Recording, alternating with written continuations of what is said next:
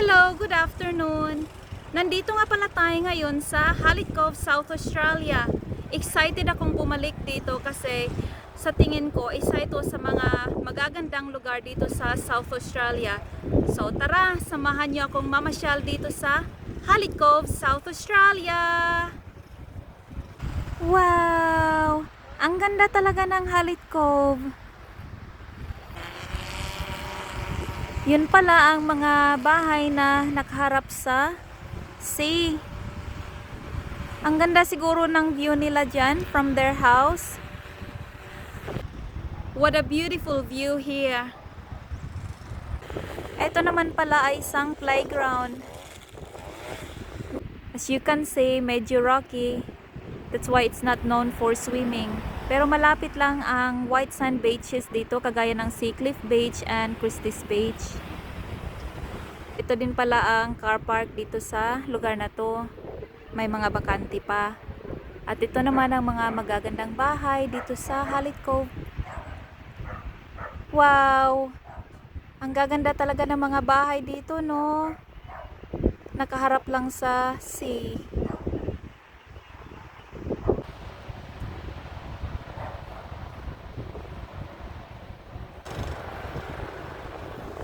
Ang sarap lang talagang maglakad-lakad dito sa Hallett Cove. Ang sariwa ng hangin. Nakakalanghap ka rin ng sea air.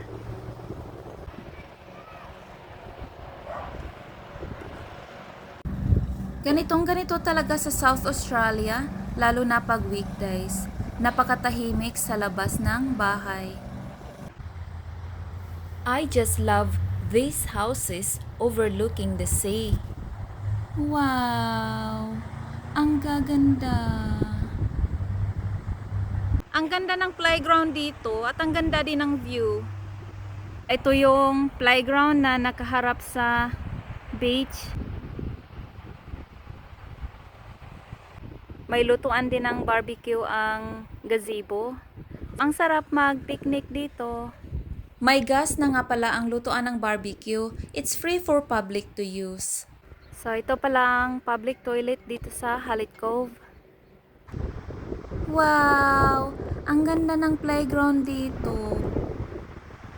Aside from walking, ang sarap din mag-jogging at bike riding dito sa tabing dagat.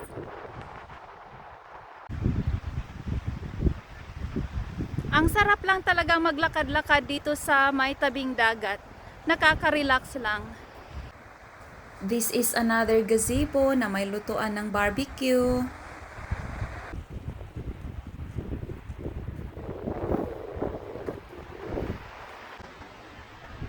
Parang gusto kong umupo sa top ng hill habang pinagmamasdan ang scenery. Nakaka-relax lang siguro. I hope hindi kayo nagsasawang manood ng mga lugar na pinupuntahan ko. At maraming salamat nga pala sa mga nakaka-appreciate nitong mga videos ko. As you can see, the beach here is rocky. Pero malapit lang din naman ang mga white sand beaches dito sa Hallett Cove. Doon pala tayo galing.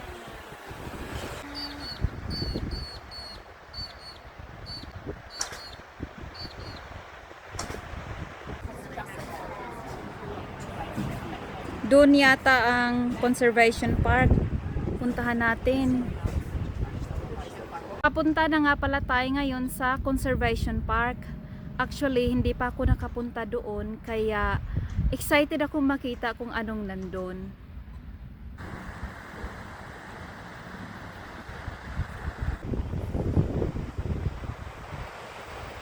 Parang sarap puntahan yan ah. Paano kaya puntahan yan? Well, there's another path that splits off to go inland, Yeah. and I think you can go around and down, I see. but I'm not too sure. Sorry, you're all good.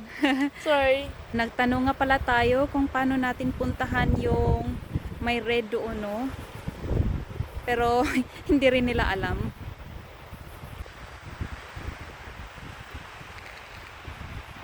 Ang sarap palang maglakad-lakad dito.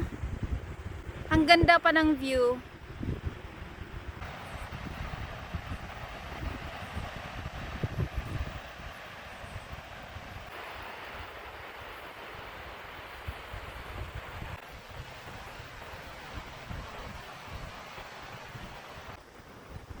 Wow! Ang ganda ng view dito. I just love watching the blue sky and the blue sea. Makikita din natin ang buong Hallet Cove. Nakaka-relax lang mag-spend ng time dito.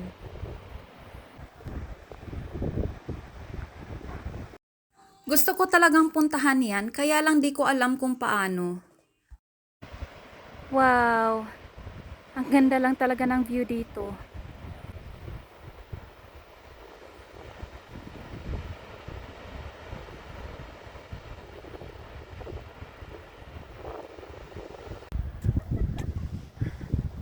Buti na lang pala hindi natin kasama si Savannah ngayon kasi ang hirap dito magdala ng pram. Ang ganda talaga ng view habang naglalakad. Mae-enjoy talaga natin ang sea view at nakaka-inhale pa tayo ng fresh air. Nandito na nga pala tayo ngayon sa Hallet Cove Boardwalk. Ayan, may mga naglalakad din sa boardwalk. Ang boardwalk na to pala ay 5 kilometer long. Ang ganda nga pala ng weather today. 21 degrees Celsius and sunny. So hindi malamig at hindi rin mainit. Wow! Ang ganda! Tingnan nyo yung kulay oh, kakaiba.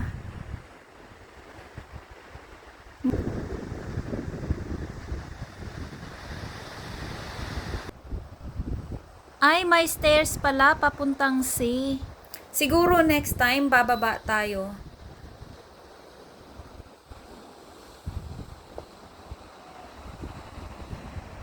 Buti na lang pala hindi natin kasama si Savannah ngayon kasi baka maboard yun sa long walk. Nakakapanibago din na wala siya ngayon kasi kasama ko na talaga yan si Savannah kung saan man ako magpunta.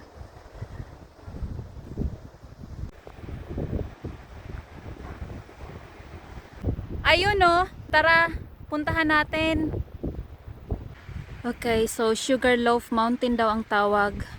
So dito pala tayo dadaan. Medyo mataas ang aakyatin natin ngayon ah. Buti na lang pala naka sports shoes tayo ngayon. Pang hike dito sa mountain na to.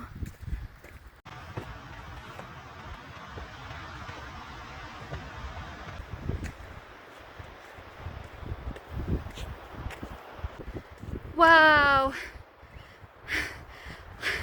Hiningal ako. I'm out of breath. I'm so puffed out. Nandito na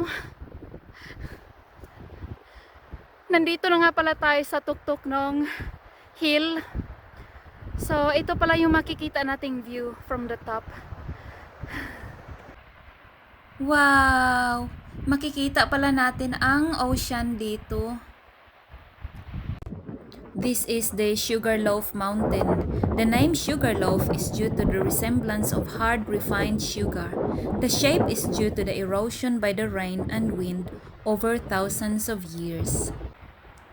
Summer nga pala ngayon dito sa South Australia kaya it's possible na makakita tayo ng snakes kasi it's snake season here.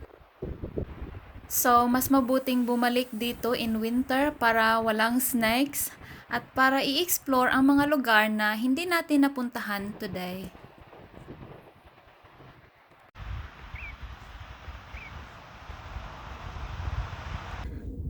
Hindi pala tayo uuwi no hanggat hindi natin napupuntahan at nakikita ng malapit ang Sugarloaf.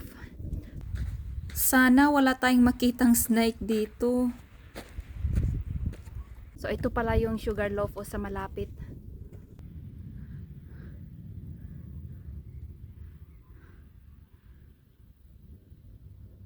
Wow! Ang ganda! Tara, akyatin natin ang stairs na makita natin ang view doon. Apparently, the name Sugarloaf is due to the resemblance of hard refined sugar. Puro stairs nga pala dito, kaya kung kasama ko si Savannah ay siguradong hindi natin mararating ang lugar na to kasi hindi natin madadala ang pram dito. Ito pala ang view from the top of the stairs.